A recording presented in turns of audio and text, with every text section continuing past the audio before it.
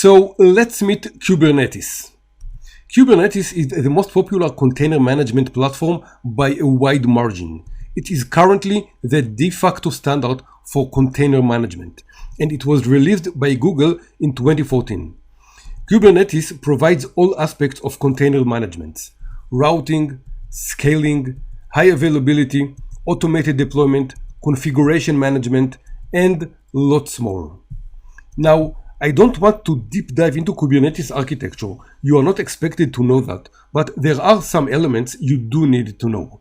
First, as you can see in this diagram, the basic building block in Kubernetes is the pod.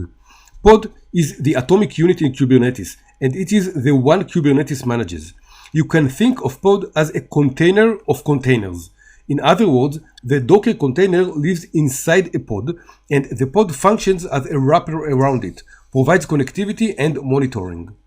Now, in the diagram, you see there can be more than one Docker container inside a pod. That's true, but rarely happens. Usually, there is one Docker container inside one pod. As you can see, the pod exposes an IP address, which is how the Kubernetes communicates with the container. The containers are accessible to the public network using service. Service is the mechanism used by Kubernetes to expose functionality to the outside world, and it masks the inner containers. The service provides not just public IP, but also load balancing, monitoring, high availability, and more. Now, of course, there is a lot more in Kubernetes, but the pods and the service are the most important part of it. Okay, so we talked a lot about microservices deployment. Let's summarize. First and foremost, automated deployment is a must for effective microservices architecture. Docker and Kubernetes are the de facto industry standard for deployment, and of course, don't forget the CI/CD chain.